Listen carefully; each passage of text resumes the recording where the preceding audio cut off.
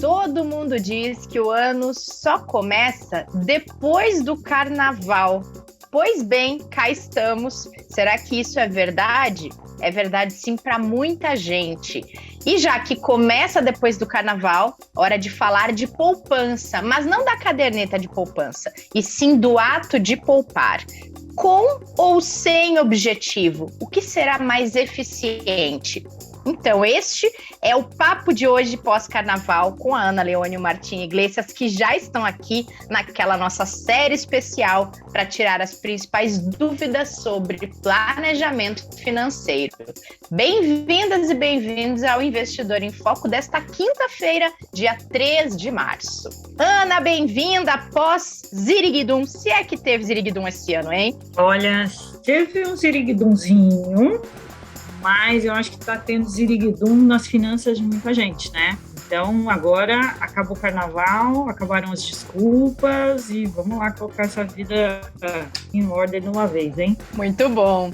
Martim, bem-vindo, tudo bem por aí? Já está recuperado do feriado? Olha, o meu feriado foi tranquilo, tá? Tinha que fazer várias coisas aqui para os alunos aqui da faculdade, tive que acompanhar os acontecimentos também para ver como estão os mercados no meio desta dificuldade toda que o mundo está vivendo, né, com a guerra entre a Rússia e a Ucrânia. Então, de fato, fiquei em casa, mas Muito bom. Eu também descansei bastante, coloquei meu sono em dia, coloquei a minha cultura inútil também em dia, porque ela faz parte do nosso relaxamento de vez em quando, né?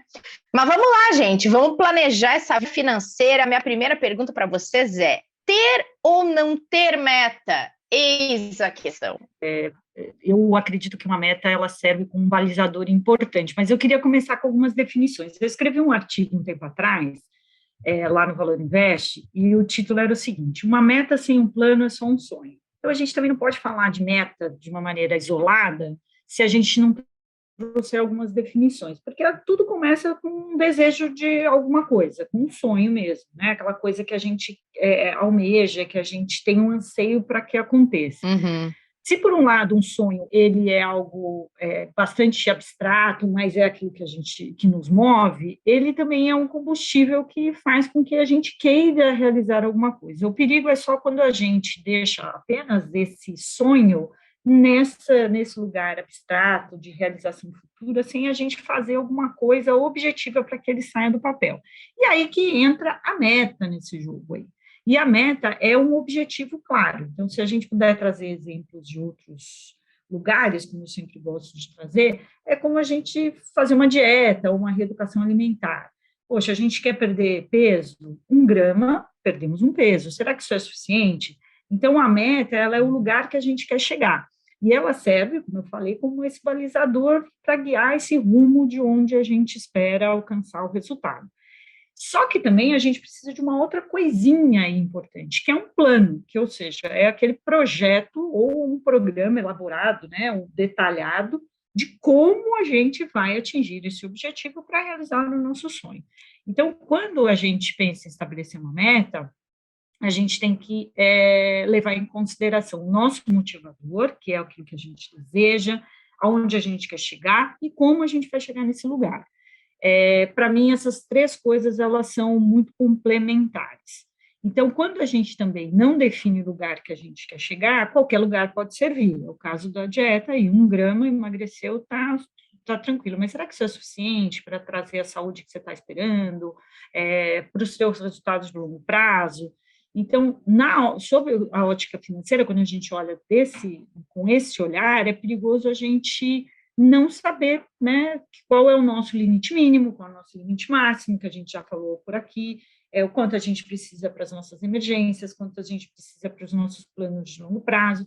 Então, por isso que eu acredito que metas podem ajudar sim, mas elas também não podem se tornar uma gaiola para ninguém, porque também as pessoas se amarram ali naquele objetivo, e o objetivo por si só né, fica sendo ali fica tudo girando em torno disso, e a gente acaba esquecendo aí os aprendizados do processo, né, do trajeto, que é tão importante quanto. Ou seja, dá para dizer que a meta sem plano é sonho, a meta com plano pode ser sonho realizado.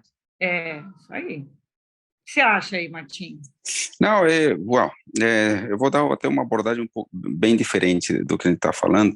Eu queria remeter um pouquinho aqui aos atributos do dinheiro em si, né? Obviamente, as coisas que a gente compra, né, os bens materiais têm atributos deles, né? Sei lá, um carro pode ser confortável, econômico, bonito, né? Uma roupa pode ser também confortável, agradável, né? Tal. Agora, o dinheiro em si tem alguns atributos próprios, né? Costumam ser citados os atributos de liberdade, segurança, status e poder. O dinheiro gera essas 4 coisas.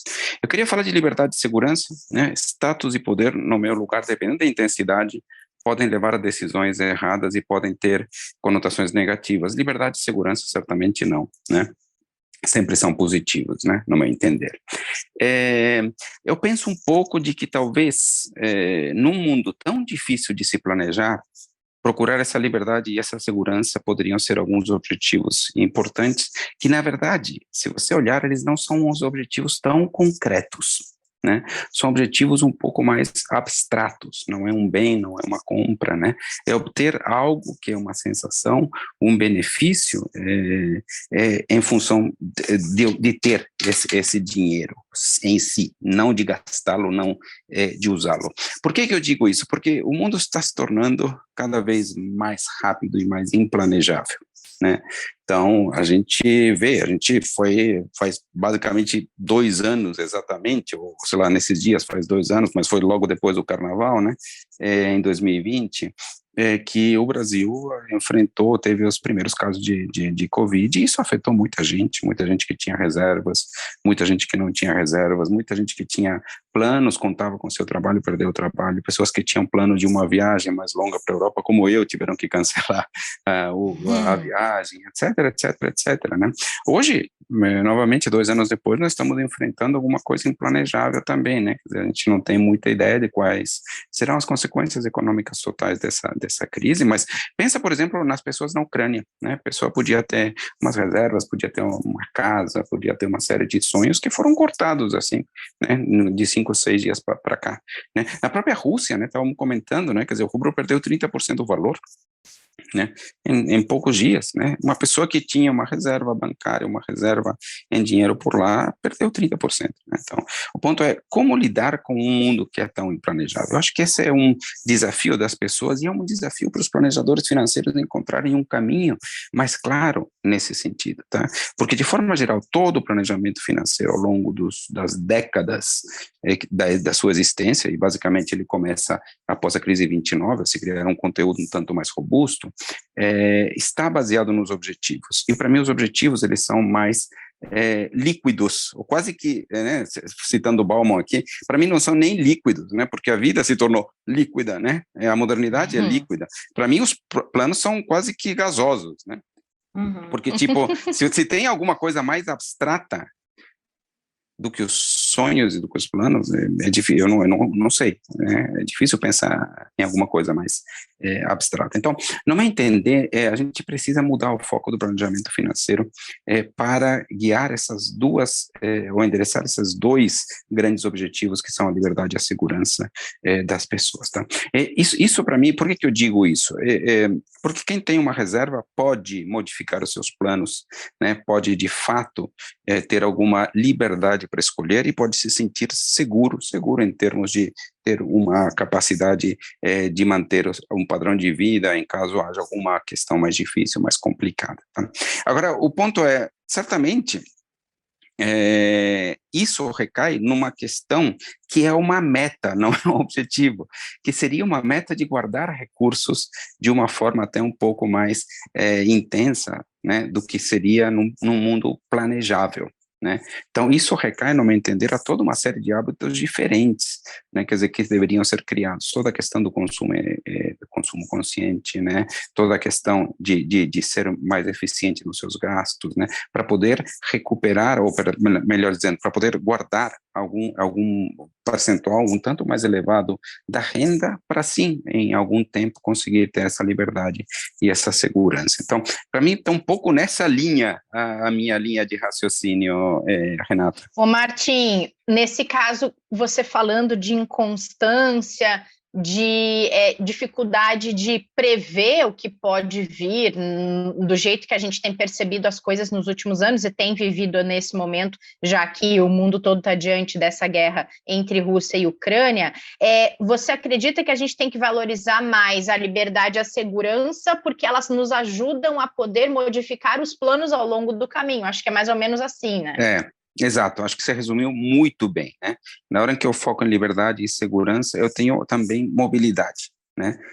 A liberdade é um tipo de mobilidade, né? Certamente, né? Ou seja, a capacidade de escolher. Eu lembro, a primeira vez que eu pensei um pouco, era uma pessoa que trabalhava comigo, né, e ele falou, não, estou juntando dinheiro aqui para comprar o meu apartamento, tal, não sei das quantas. Depois de um tempo, assim, ele saiu do banco, reencontrei, e aí, conseguiu comprar seu apartamento que tanto sonhava? Não, usei o dinheiro porque eu estou querendo agora viajar. Tipo, caramba, como que mudou? O cara falava tanto do plano e mudou. Porque é fato, quer dizer, acho que hoje os sonhos, as coisas são muito mutáveis, porque é reflexo dessa mutação da sociedade. A sociedade muda muito, os empregos mudam, as empresas mudam, aquilo que é importante hoje não é mais importante amanhã, né, e etc, etc. Então, ao ter umas reservas, a gente pode conseguir modificar os nossos projetos para irem se adequando àquilo que a gente entende em determinado momento que é importante, né? Então, acho que esse para mim é um pouco o foco do planejamento. Acho que isso precisa ser resolvido, como eu comentei, tá? Acho que nós não temos um conteúdo muito robusto ainda com essa abordagem, não temos mesmo, né? Quer dizer, acho que o planejamento financeiro pessoal, ele avançou com a outra ideia, né? Uma ideia dos anos 30, 40, no qual os empregos eram estáveis, né? E a pessoa conseguiria poupar durante 30, 40 anos para chegar na aposentadoria, né? Com um único casamento, comprando a casa, criando... O mundo é um pouco diferente hoje, essa é a questão, e o planejamento financeiro não avançou na mesma dinâmica, né? Estou tentando trabalhar, eu acho que aqui precisa encontrar algumas soluções um pouco matemáticas até, tá? Estou tentando trabalhar em alguma coisa assim, que seria uma taxa de poupança para gerar essa independência, né? De alguma forma, a liberdade e segurança está vinculada com o conceito de independência, ou seja, ser completamente livre, né? Principalmente livre sobre o uso do tempo, né, que acho que é uma coisa importante, né? Então, do que eu posso fazer, né, em termos de como usar o meu tempo, né, para trabalhar, se eu quero, mas não se eu por precisar, eventualmente, para poder decidir se eu vou viajar ou não vou viajar, quantas horas eu quero trabalhar. Então, eu acho que a conquista dessa independência, agora, precisa de é fundamental, mas precisa de uma abordagem um pouco mais quantitativa. Esse é o ponto, sabia? Eu acho que tem uma questão aí importante nisso, que é a questão da frustração. De fato, isso eu percebo muito interagindo com as pessoas, a frustração que gera também elas terem um objetivo e esse objetivo nunca ser atingido por conta das inconstâncias da vida. Então, eu me lembro de uma vez que eu estava conversando com uma pessoa pelas redes sociais, né, pelo meu Instagram ali, e a pessoa falou, poxa, eu estou super chateada, poxa, batalhei tanto para construir aqui uma reserva né, que pudesse me deixar confortável e etc., e aí aconteceu que eu precisei usar o dinheiro, eu vou ter que começar tudo de novo. E aí eu disse para ela, mas esse é o objetivo, né? Você precisou usar o dinheiro e ele estava ali disponível para algo que aconteceu fora dos seus planos. Então, isso não deveria te gerar uma frustração, mas sim você deveria se sentir segura de ter aquele dinheiro para você usar para aquilo que aconteceu. E ela falou, poxa, você tem razão, mas ficou com aquele sentimento de derrota. Então, uma coisa que deveria ser uma conquista, ela deveria ter essa sensação aí, né, que você trouxe da segurança, que foi isso que aquilo proporcionou para ela. Sim. Ela ficou meio decepcionada. Ela falou, poxa, né? E até tem um meme engraçado. Poxa, como é que eu vou guardar para as emergências se toda hora acontece uma emergência? Exato. Mas eu acho que é como também a gente não criar objetivos que nos gerem frustrações. Primeiro, por eles não serem atingíveis, né?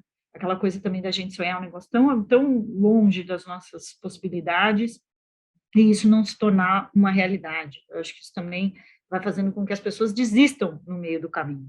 E o outro, por ela também colocar naquela caixinha, né, a gente colocar aquilo com um objetivo tão claro, e aí, quando aquilo não se realiza, a gente deixa outras coisas que poderiam ser concretizadas com aquele recurso de lado, porque a gente ficou muito também obcecado por aquele objetivo.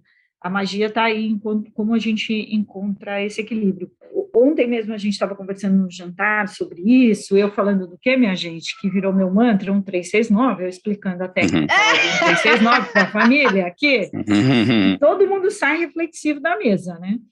Mas fala assim, poxa, mas como que a gente sabe, né, qual é o nosso máximo, o quanto a gente precisa? Eu falei assim, essa é a questão. Talvez o objetivo, ele também sirva para você se colocar limites e entender que você também pode usufruir. Como eu falei no começo, aproveitar um pouco mais a trajetória do que só o objetivo final, né? Então, eu acho que também tem essa coisa, como é que uma meta, ela serve como um balizador, mas também ela não é uma gaiola, ela não gera frustração, e a gente entender que é fluido mesmo. Se aquele dinheiro que estava pensado para um jeito, eu gostei do que você trouxe, isso levar, né, para a liberdade é daí você fazer o que você quiser, né? Que pode ser cumprir a sua emergência, comprar um helicóptero, enfim, cada um define qual é o seu sinônimo de liberdade. De novo a razão e a emoção, né? Sabe o que aconteceu aqui na minha casa, essa história, Ana, de usar para emergência? A gente tinha, há anos atrás, colocado, não chegava a ser uma reserva, mas tinha um dinheirinho num investimento líquido, e o meu marido usou. Aí ele veio me contar todo decepcionado. Tive que usar aquele dinheiro que estava no investimento e tal. Eu falei, parabéns, que bom! Era para isso que ele estava lá, né? De fato, a serventia dele era realmente essa. Precisou, ele estava ali para que tu pudesse usar e não ficar arrepiando, arrancando o cabelo porque não sabe o que fazer, né? Então, de fato, mas acho que às vezes a gente coloca esse objetivo de, não, esse dinheiro aqui está numa liquidez, ele está aqui para quando eu precisar, e a gente sempre acha que nunca vai precisar, né? Tem um pouco disso também. Sim, exato. Porque eu acho que a gente não quer que os imprevistos aconteçam. Exato. Se a gente traçou uma linha reta, a gente não quer que nada venha para atrapalhar, né? Esse nosso plano. E, de fato, a vida é tão inconstante e é bom, acho que a gente tem que olhar, né? Porque do mesmo jeito que surgem emergências, surgem oportunidades, e essas oportunidades, elas só acontecem porque a coisa é fluida mesmo. Então, eu acho que o que a gente só precisa, e aí eu quero ouvir você, Martim, se você acha que pode ser isso, eu estou falando loucura aqui, mas pelo fato da temática também ser tão difícil, ser tabu, ninguém gostar de falar sobre isso, né? Até eu ouvi outro dia dizendo o seguinte, as pessoas, a analogia que foi dita, né? As pessoas mais fazem sexo do que falam sobre ele, mas as pessoas mais falam sobre dinheiro do que fazem alguma coisa por ele, né? Então, é um ponto aqui, eu achei tão interessante isso. E aí a minha pergunta é a seguinte, é tão difícil a temática que no fim a gente quer ter aquela sensação, olha, eu enfrentei os meus medos, eu sentei, defini os meus planos, meus objetivos, o que eu vou fazer, então tem que seguir em linha reta, porque eu não quero sentar de novo para enfrentar esse sabor de ter que discutir o tema. Porque eu acho isso também, que as pessoas querem essa linha reta, porque elas também não querem mais mexer num tema que é tão difícil. Faz sentido isso, Martim? Lógico, isso tem nome, né? O efeito avestruz, né? Ele é mapeado também aí, né? Quer dizer, a pessoa às vezes não quer olhar e muitas vezes tem dificuldade de pensar e olhar que tem que rever seus planos, né? Eu diria assim que o planejamento sabe bom, eu ia fazer uma analogia, mas é ruim em tempos de guerra, eu ia falar sobre um míssil para alvo móvel. Você tem que acertar um alvo móvel. Me desculpem aqui, acho que sei lá, é triste fazer essa analogia no momento aqui que a gente está vivendo guerra, mas eu acho que ela esclarece um pouco, né? Ele não é algo sendo atirado num alvo fixo, é em algo móvel. Então, ele precisa ir sendo modificado ao longo do tempo, tá? E acho que é nessa ideia que, primeiro, a pessoa precisa focar nessa ideia, precisa entender essa ideia, precisa entender que as coisas não são estáveis do jeito que eram. É muito importante que essa ficha caia, né? Que mesmo quando você faz um plano, esse plano vai estar sujeito a mudanças, né? E, eventualmente, às vezes, não ter um tanto plano, focar em outras coisas. No que você devia focar? Naquilo que você consegue realizar, né? Então, e o que você consegue realizar de verdade? É um planejamento financeiro com um controle das suas despesas de uma forma adequada que te permita ir guardando um recurso ao longo do tempo. Isto você tem controle. Sobre outras coisas você não tem controle, né? Então, veja, a gente está falando de um mundo no qual a gente não tem controle da totalidade das coisas, e muitas coisas, eu diria, uma coisa extremamente relevante que aconteceu foi totalmente implanejável, tá? Que foi a pandemia, por exemplo, totalmente implanejável, totalmente impercebível. Tá vendo? Quem percebeu as consequências disso de uma forma antecipada, percebeu 2 semanas antes dos outros, que dá na mesma em termos de planejamento de vida de longo prazo.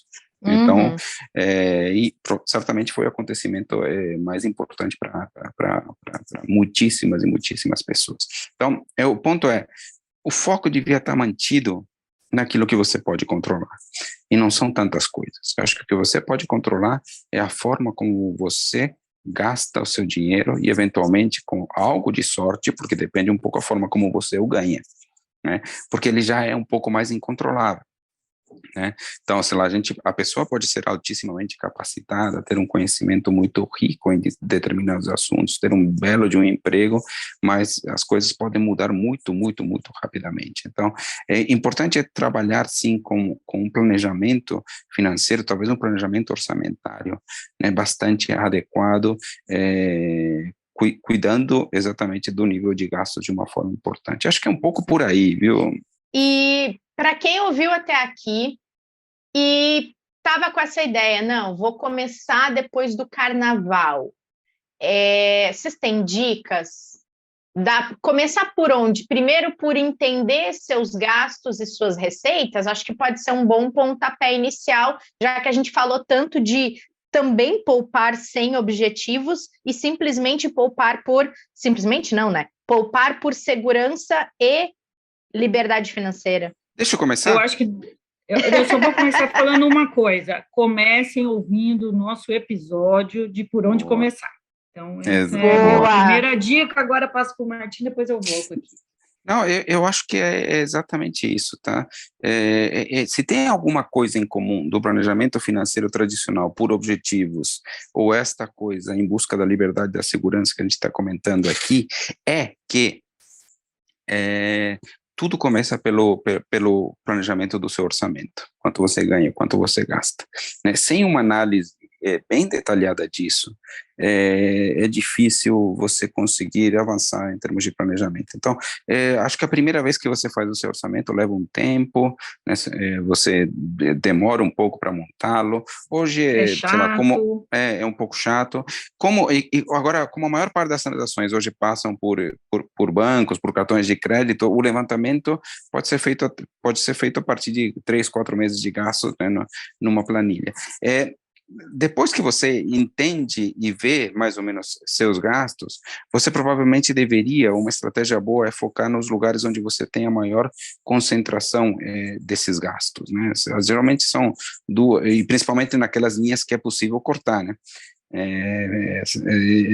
Que é possível se ajustar. Geralmente as pessoas gastam além do que deviam em 2 ou 3 contas. Às vezes é o vestuário, às vezes é alguns equipamentos eletrônicos, às vezes é alimentação fora de casa. Cada um tem um ponto fraco, e acho que para evitar você ter que continuar anotando gasto por gasto, que é um saco, as pessoas cansam disso, vale a pena talvez um foco naquelas contas, naqueles tipos de gastos que são os teus principais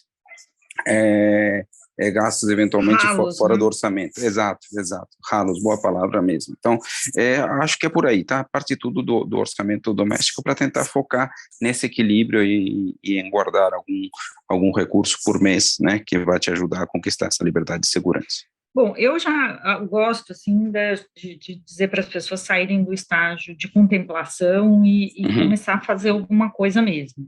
Então, sem dúvida nenhuma, o diagnóstico, que é o que o Martin trouxe, é um primeiro passo, então você precisa entender, né, como é que estão os seus hormônios e vitaminas ali, ou seja, seus gastos e despesas, saber como é que está o todo, para começar a desenhar uma estratégia, principalmente de eliminar excessos, os desperdícios que sempre existem, etc. Mas eu acho que definir alguns poucos marcos aí de alcance seria uma coisa bacana de se pensar. Então, começar aos poucos mesmo, a gente criar aí alguns direcionadores, de curtíssimo prazo. Então, poxa, até o final do mês eu quero fazer esse levantamento, eu quero estar com esse levantamento todo aí concluído. Para os próximos 6 meses, então, já vou começar a eliminar um pouco dos meus desperdícios, 10%, 20% dos meus desperdícios, fazer um esforço e ter uma meta aí, né? A gente já falou disso em alguns episódios aqui, ter uma meta para o final do ano, ou seja, a gente fazer isso de uma maneira faseada. E acho que passa por uma questão de discussão do que é liberdade, do que é relevante aí, né? E o hábito ele só se instala a partir de uma repetição e de um começo. Então, precisa começar, insistir para que esse hábito se instale. E a gente está falando aqui do hábito de poupar. Então, para mim, definir aí que até o final do mês você quer ter esse diagnóstico aí prontinho, ou pelo menos organizado, nos próximos 6 meses você já conseguir tirar um pouco desses excessos aí, e até o final do ano começar um plano de poupança, porque senão o tempo vai passar, gente. A gente já está em março, dia 3 de março hoje. A gente já deixou 3 meses passar aí, porque o carnaval, né? Depois do carnaval eu penso, e agora o carnaval acabou, está na hora mesmo de começar. Então, para mim, vamos estabelecer esses pequenos marcos aí, que eu acho que pode ajudar, pelo menos de ser luzes indicativas de onde se quer chegar. Eu tenho uma dica também, que comigo funciona super bem, que é, depois que a pessoa passa esse estágio de entender suas finanças, sua organização e conseguir ajustar para entender o quanto ela tem condições de poupar por mês, não deixa isso para o final do mês, caso sobre. Trata isso como, de fato, parte das suas despesas que você vai pagar no começo do mês, junto com a sua conta de luz, com o seu aluguel, com o seu financiamento, seja lá o que for, mas não deixa naquela ideia de se sobrar. Trata isso como parte da sua organização financeira e já investe esse dinheiro de cara ou agenda esse investimento, porque isso vai ajudar a tornar isso um hábito também. Isso aí mesmo, Rê. Não, duas falar, coisas. A primeira certamente, a gente acho que ficou aqui na expectativa.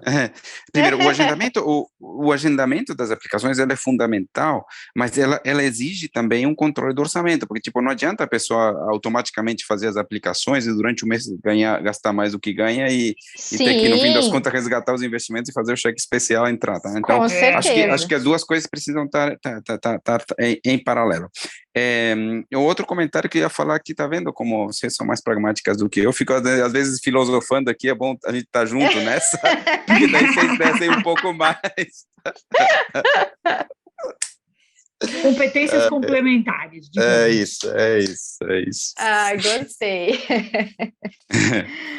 Muito bom, gente. Bora começar esse ano, então, de fato, já que o carnaval passou, não tem mais desculpa, a gente vai continuar tirando dúvidas sobre planejamento financeiro, mas para quem ainda não conseguiu começar e não interessa qual é o montante que você tem aí para organizar, começa a organizar, porque o carnaval passou e o ano já está indo, hein? Pois é, boa, hein, gente? É isso aí. Muito boa a conversa de hoje.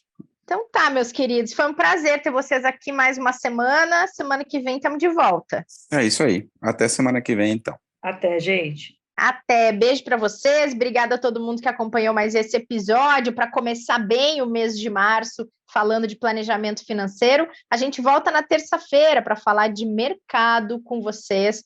Tá bastante volátil, tem muita coisa acontecendo. A gente vai estar de volta na próxima terça. Até.